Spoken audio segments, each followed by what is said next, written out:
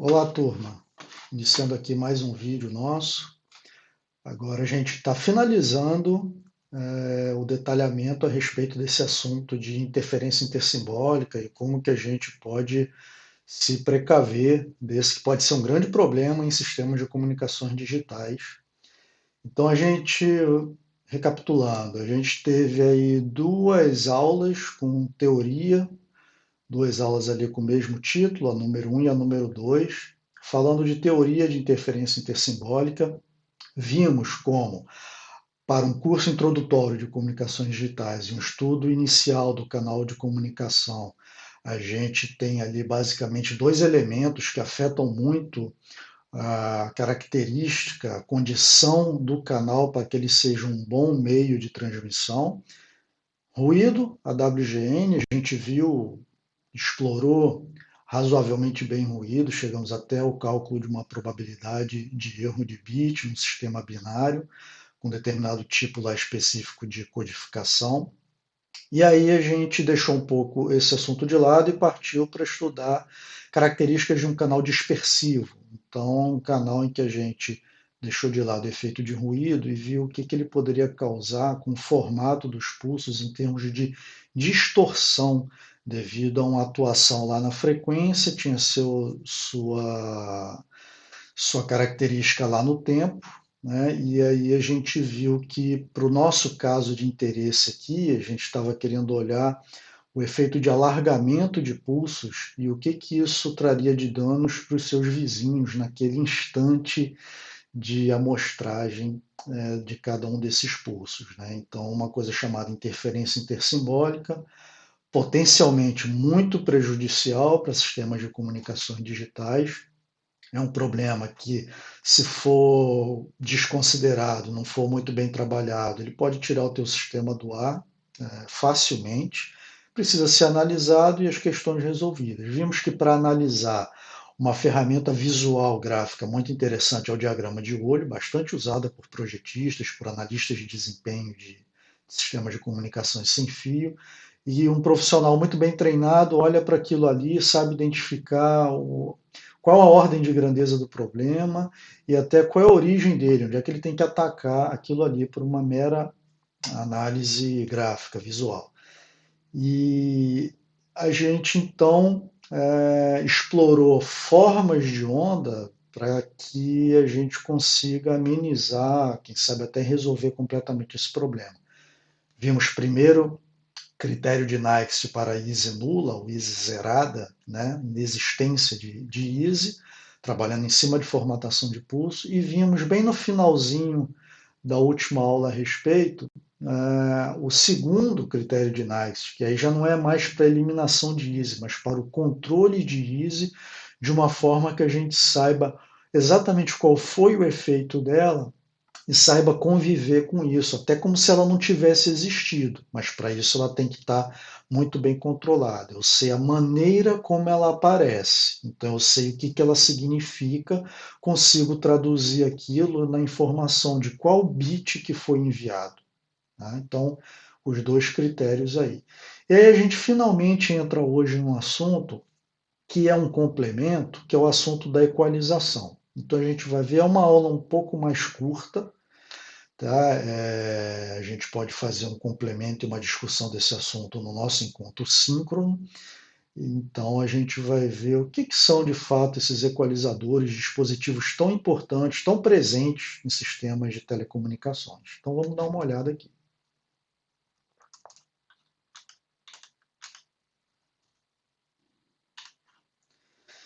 Então a gente começar com uma ideia aí de equalização, uma ideia bem geral, inclusive aplicada em sistemas que são analógicos. A gente sabe que a distorção no canal ela vai surgir na forma da dispersão de pulsos. O efeito que tem nos interessado aqui é esse do alargamento temporal dos pulsos. Por que, que isso acontece? Lembra quando a gente falou, a gente estava introduzindo o assunto de canal que causa dispersão, tá? E a gente falou daquela expansão em série de Fourier, e como é que a passagem por um canal que não tem a característica ideal, ele ou não é plano na amplitude, ou não é linear na fase, ou até ele não tem nenhuma das duas características, como é que ele faria um desarranjo naquele balanço que estava muito certinho entre todos aqueles componentes lá daquela expansão em série, quando a gente passou aquilo ali para a frequência, analisou que aquele arranjo muito adequado na frequência é que fazia com que o pulso tivesse aquela determinada forma e ocupasse aquele determinado intervalo entre A e B de tempo. Tá? Quando a gente tem então atenuação diferenciada, de algumas componentes espectrais em relação a outras, especialmente naquelas que a gente chama de algumas componentes críticas, né, de frequência, a gente pode promover esse desarranjo de uma maneira mais significativa, que vai ter ali o seu equivalente no tempo, que seria esse alargamento de pulso, com essa deformação da forma de onda.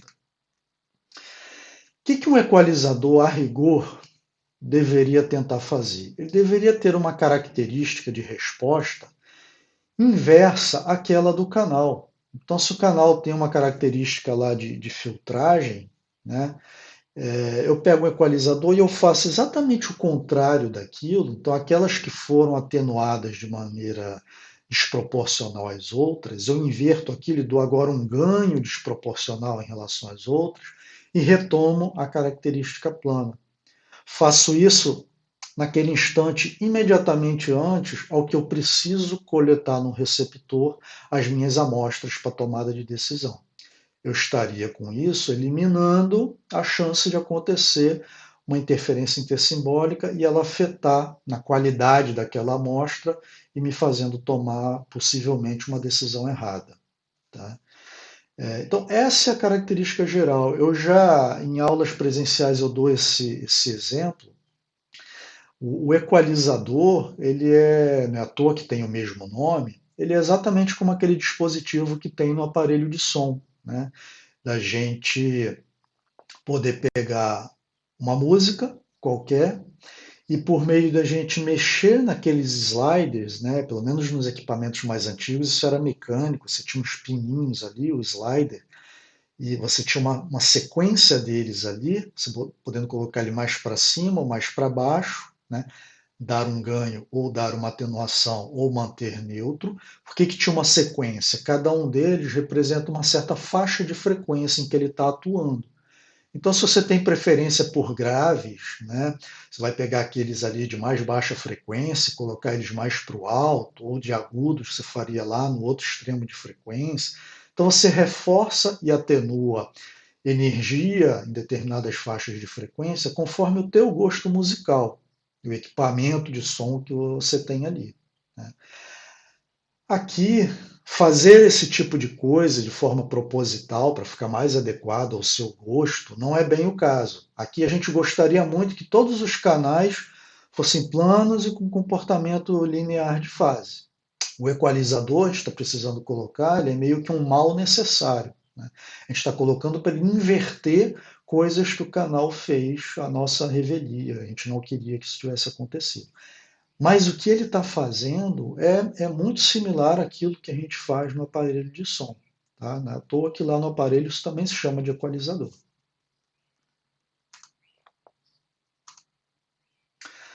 Agora, tem um efeito colateral da gente fazer uma atuação desse tipo no equalizador, que seria o seguinte: se a gente está agora devolvendo aquelas componentes espectrais críticas para o seu nível original, aquelas que foram possivelmente atenuadas, na hora que eu faço um efeito desse de dar ganho, eu estou fazendo isso em tudo aquilo que está entrando no equalizador.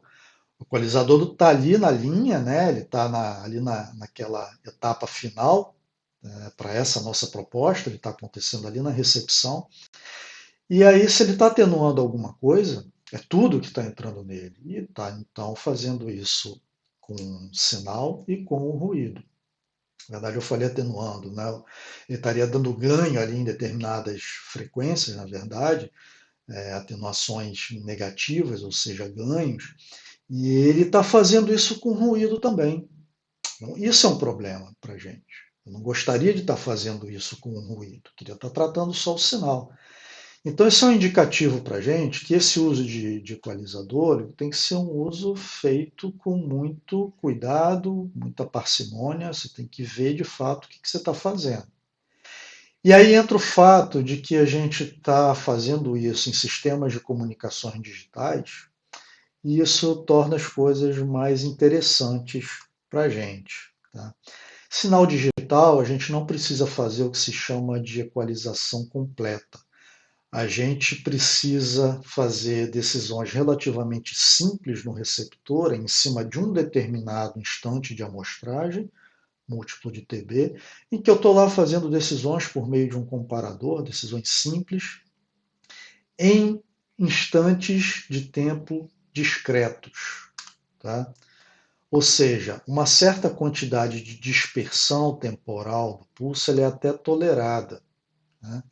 Por quê? Porque o meu interesse é só num instante específico, para cada um dos pulsos que está passando. É aquela ideia que eu já falei em algumas outras ocasiões. Exatamente aquele formato de onda que ele tem fora dos instantes de interesse dele e que são dos vizinhos também, que sempre serão múltiplos inteiros de TB, como é que é aquela forma de onda ali, e até se ela possivelmente dispersou um pouquinho, não está me interessando, não. Então a gente pode se dar o luxo de lançar mão de técnicas que a gente chama de equalização relaxada, ao invés da equalização completa, que eu usaria, por exemplo, em sistemas analógicos. Então a gente vai ver que essa análise aí que eu fiz na frequência, tá? Falando de componentes críticas, quando a gente está tratando em sistemas de comunicações digitais, a gente vai ver que a gente vai propor aqui já já um dispositivo que a visualização que a gente tem do funcionamento dele, ele é um funcionamento muito atrelado a uma coisa no tempo, é temporal. A gente vai ver o que esse dispositivo tenta fazer para cada NTB, ou cada KTB, que a gente se acostumou a chamar, nossos instantes de interesse. Tá? Então, vai ficar uma análise até relativamente simplificada e focando muito nessa ideia que está aqui, nessa parte de baixo aqui do nosso slide, dizendo que, olha, foque nos instantes de interesse, não se incomode com o restante. Equalização relaxada é o nome técnico para isso.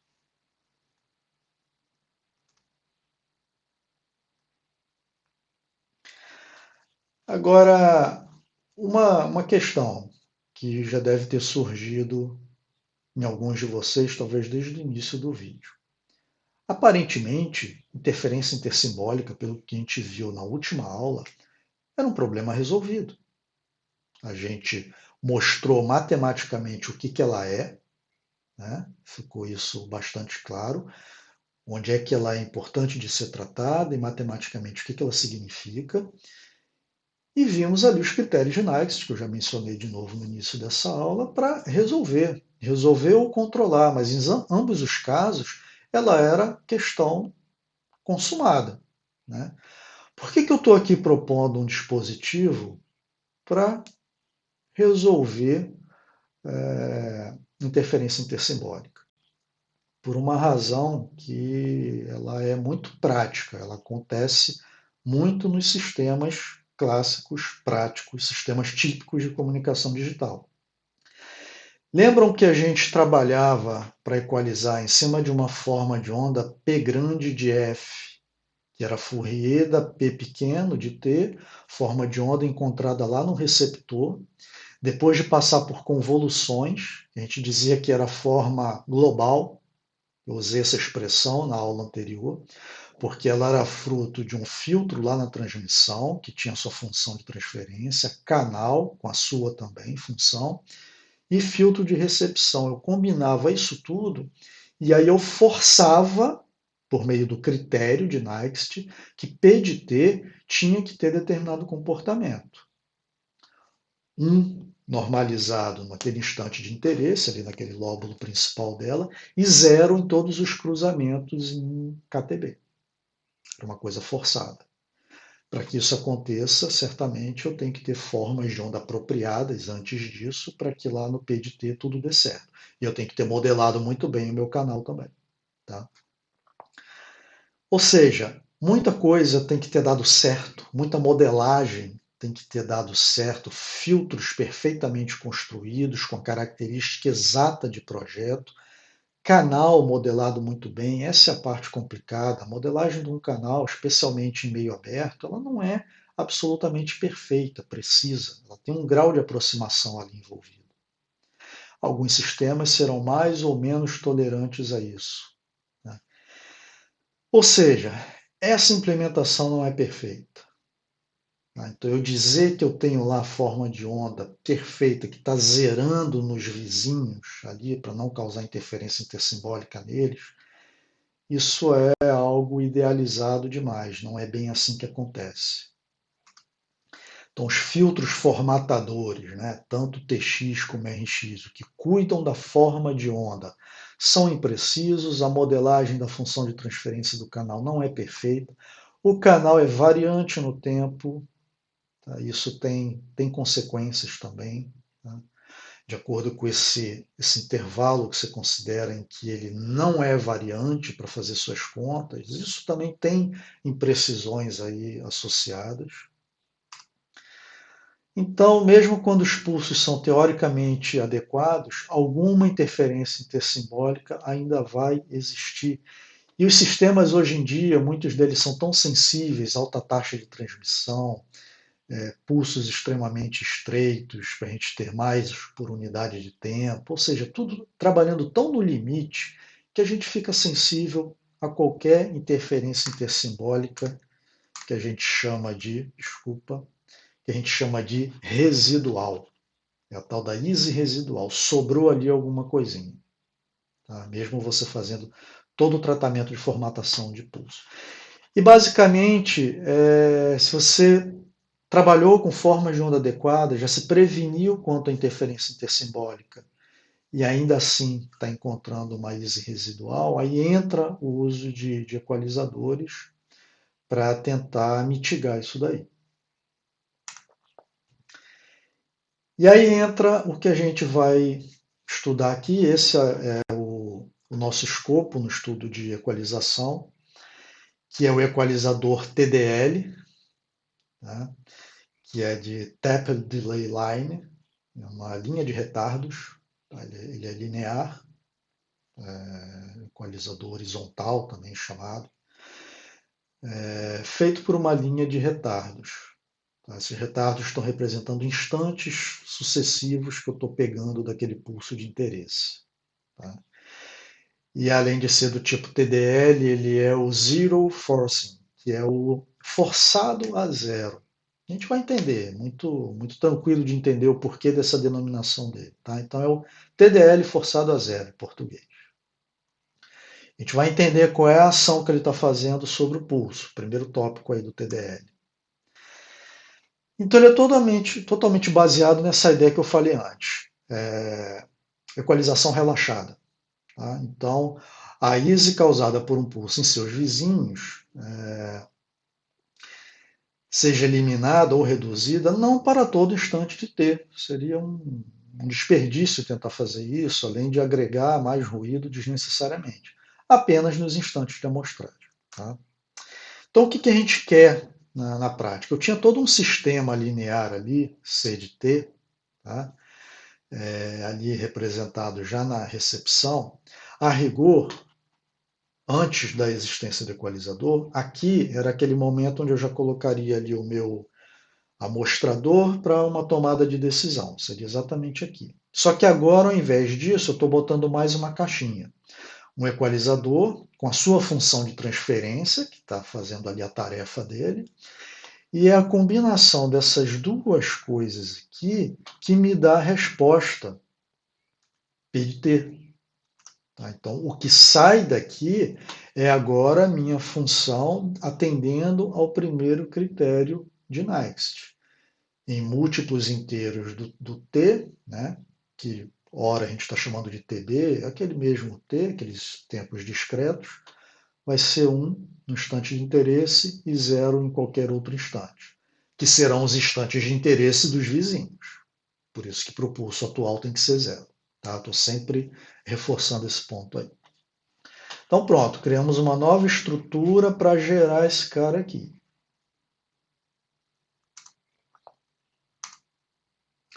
Então, olha o nosso problema. Essa daqui é a forma de onda representando um pulso que está carregando um símbolo que pode conter um ou mais bits. Está chamando de PR de T.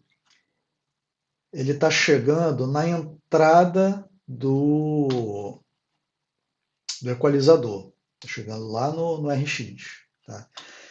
Se tivesse certinho atendendo ao primeiro critério de Naix, o que a gente esperaria? Que em cada múltiplo de TB tivesse passando por zero. Não é isso que está acontecendo. Olha o que está acontecendo. O lóbulo principal dele está até bem preservado, mas ele tem valores diferentes de zero em cada inteiro de TB. A1, A2, A3, por aí vai. Ele está com problema. Né? Esse problema aí é causado por imperfeições ali na minha implementação daquela forma de onda que eu gostaria que fosse perfeita, atendendo ao primeiro critério de Next. Uma, uma dúvida, uma colocação errônea que às vezes acontece por quem está aprendendo esse assunto é dizer que este pulso é um pulso que está com easy. Não, ele não é um pulso que está com easy. Ele é uma forma de onda imperfeita para o que eu queria e que, portanto, ela é uma causadora de easy nos seus vizinhos. Ela não tem easy. Tá? Ela vai ser amostrada aqui e está tudo ok. Tá? Agora, um vizinho dela que vai ser colocado aqui em TB, outro vizinho que vai ser colocado aqui em 2 TB, esses estarão sujeitos a easy, porque ela não está zerada no instante de interesse daqueles vizinhos. Então, ela é uma geradora de easy, ela não está aqui com easy nessa imagem. Tá? Então está lá, devido a imperfeições, esse pulso não se anula em sucessivos KTB, né? Então ele vai gerar, né, ele dá origem à ISE residual, tá, em seus vizinhos. O equalizador vai transformar numa onda certinha do jeito que a gente quer. Percebe que agora, onde ele estava em zero, ele está em NTB, houve um deslocamento de N. Isso tem relação com os estágios de retardo do meu equalizador. Então, ele vai aparecer com certo retardo. Tá? Então, tem alguns N's para trás aqui, N's para frente. Tá? A gente vai ter equalizadores que ele tem o centro e ele vai ter estágios para frente e para trás. Tá? De maneira que a gente vai ter 2N estágios mais um que é o meio, é o zero. Tá? A gente vai ver isso na figurinha mais adiante, vai ficar mais claro. E aí esse P-out de T, que é a saída do equalizador, ele é resolvido, ele vai ser, olha só, para cada instante T em cima desse pulso aqui de entrada, é uma operação feita pulso a pulso. Ele é dado por um somatório, tá? Nesse domínio aqui, que é a quantidade de estágios do equalizador, então 2N mais 1, que passa pelo zero, tá? Dessa coisa aqui, ó, olha só o que é isso. São retardos em cima do PR original. Tá? Então, estou pegando ele em cada inteiro de TB aqui, ó, tá? Multiplicado, esse é o grande ponto do equalizador, multiplicado por uma determinada, um coeficiente aqui, n. Tá? Para cada valor nesse somatório, eu vou ter um CN, que a gente precisa calcular. Isso é uma tarefa importante a ser feita no equalizador. Então é calculado o CN, colocado aqui em cada parcela desse somatório, e aí eu vou ter cada um desses instantes, tá, do meu novo pulso definido. Tá? E a gente vai ver como se fazer isso daí. Tá? Então repara, ele é um dispositivo interessante. O que ele está usando para fazer o serviço dele? Ele está usando a própria matéria-prima, que é a única coisa que ele tem, aquele pulso que está chegando. Né? É isso aí que ele está usando. Ó, ele está usando esse cara aqui. E a gente vai aprender, a grande tarefa aqui ao se projetar um equalizador é aprender a calcular esses coeficientes aqui. Né? Então está aqui o que seria um equalizador. Ele é realizado como um filtro transversal, talvez eu tenha falado horizontal em algum momento. A terminologia mais adequada ele é um filtro transversal. tá? Em que ele tem a entrada de cada um dos pulsos, vai gerar para cada pulso de entrada um P-out aqui de saída, e qual é a operação feita? Está trabalhando com aqueles retardos, que nada mais é do que a operação aqui desse argumento de ter acesso a esses NTB aí, tá? Em cada um ele está multiplicando por um coeficiente, que ainda não sabemos como calcular, mas eu vou ter n para cá e o zero, 2n mais um coeficiente. Fez as contas, colocou no somatório, isso daí deu origem ao P-out. Fazendo isso para cada um dos pulsos. Expressão, então, ó. P-out, agora eu já estou discretizando, ao invés de botar em T, estou botando em KTB, para cada um dos instantes dele. É esta coisa aqui. Então, ao invés de T aqui, eu já troquei por KTB. E os nossos pulsos, a rigor, cada um infinito para um lado e para o outro, tenho aqui os infinitos valores para cá, positivos e negativos. Por simplicidade, eliminando o TB, que é comum a todo mundo, só para gerar uma expressão mais simples, a literatura costuma fazer isso, eu fiz questão de frisar aqui, que é para vocês entenderem. Tem livro que às vezes já não bota o TB desde o início, você pode se confundir, mas onde é que está o tempo? Tal? Isso é uma mera abreviação da equação. Então está lá a nossa conta. Agora, reparem no seguinte, eu vou ter aí para cada um desses pulsos infinitas equações dessa, porque são infinitos cais. Então, para trabalhar em cima desse pulso completamente, eu tenho todos os cais dele, infinitos. Equações simultâneas, que a gente chama, porque estão trabalhando com aquele mesmo pulso. E 2n mais 1 variáveis. 2n mais 1 CNs a serem descobertos. Tá? Infinitas equações, finitas variáveis. Tá?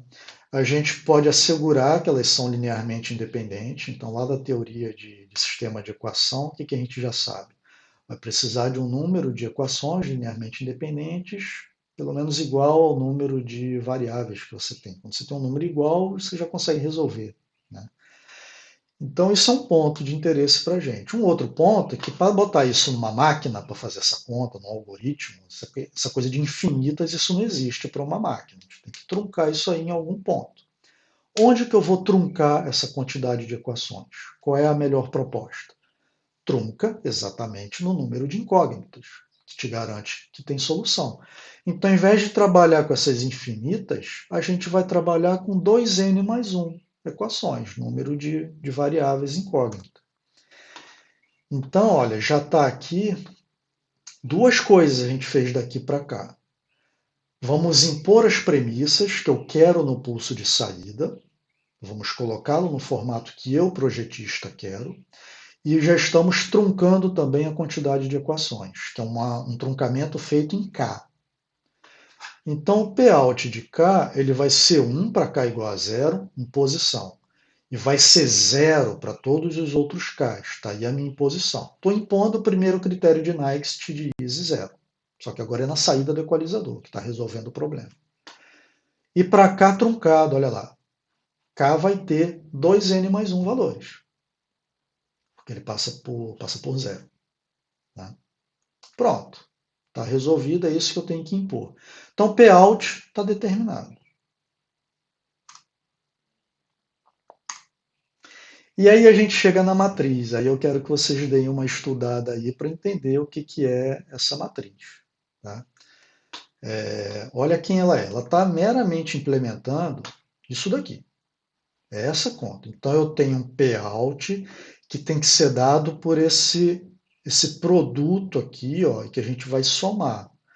A gente está representando ali na matriz, a gente tem uma grande matriz quadrada, que é o PR quadrada, porque ela é 2n mais 1 por 2n mais 1. Vai ter uma matriz coluna CN, que na verdade é o que eu quero obter. Coisa aí com esse somatório, é isso. Isso é uma operação matricial. Produto que depois vai passar por uma soma, isso é a conta de fazer produto de matriz. Vocês sabem disso. Então, P-out. P-out é muito bem definido, eu sei quem é. Tá? ela tem no elemento central dela, que é o zero, ela é 1. Todos os outros para cima e para baixo, que são os n's, para menos e os n positivos, valem zero. C é quem eu quero obter. Eu tenho C0 no meio, eu tenho C até menos n, eu tenho C até mais n. Está todo mundo aqui. E aqui uma matriz quadrada. 2n mais 1 por 2n mais 1. Construída dessa forma aqui, ó. Coluna de 0 até 2n, 0 até menos 2n, com uma característica muito interessante.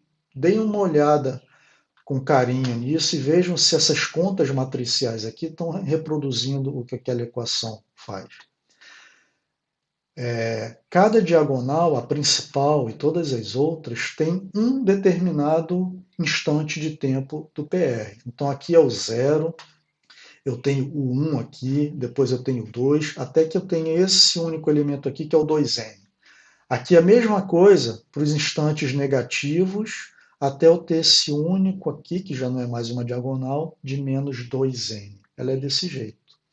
Essa matriz ela é perfeitamente descrita se eu souber primeira linha, primeira coluna. Se eu souber esses elementos aqui, eu escrevo ela todinha, por conta dessa característica das diagonais dela.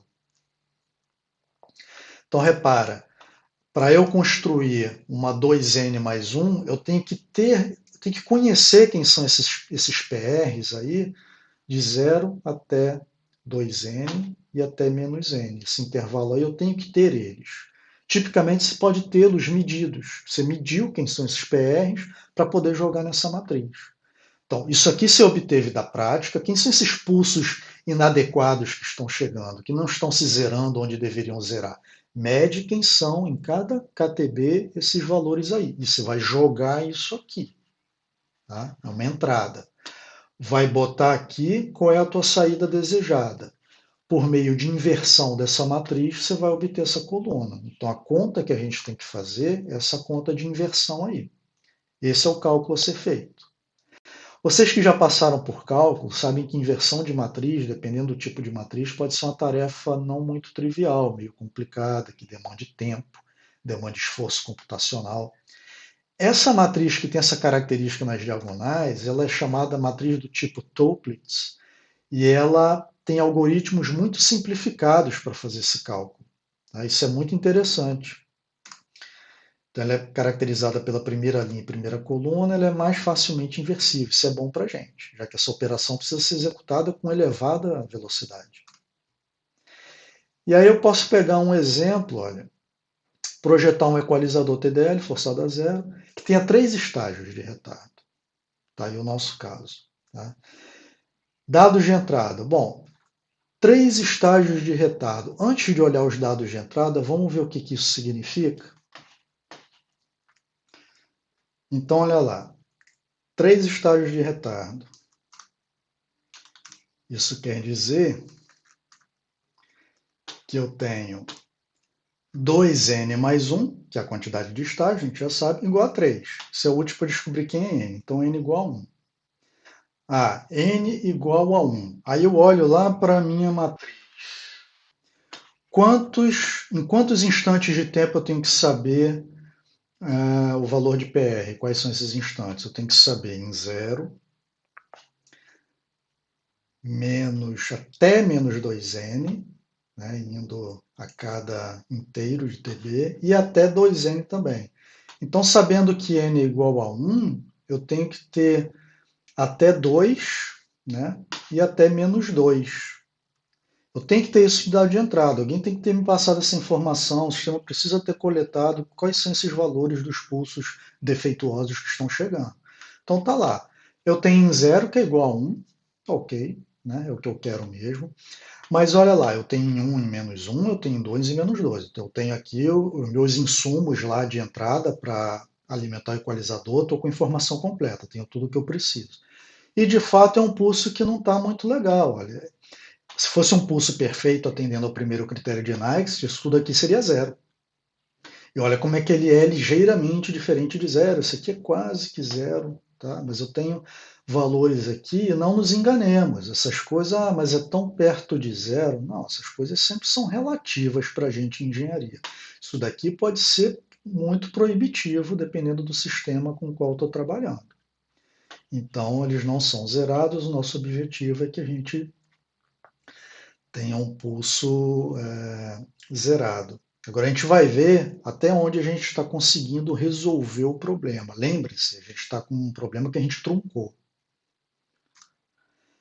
Então, alimentando a matriz. Payout. A matriz é de 3, uma matriz coluna de 3 linhas. 0, 1, 0. A gente já sabe isso. Sempre o elemento central é 1, o restante é 0. Isso daí é a saída, estou impondo. Quem são os coeficientes que eu preciso calcular? Começa lá do negativo, tá? C menos 1, C0, C1. E aqui eu tenho ali, ó, P0, daquele jeito que está lá na nossa matriz. Até o último aqui é o 2n, aqui é o menos 2n. Então, olha aqui.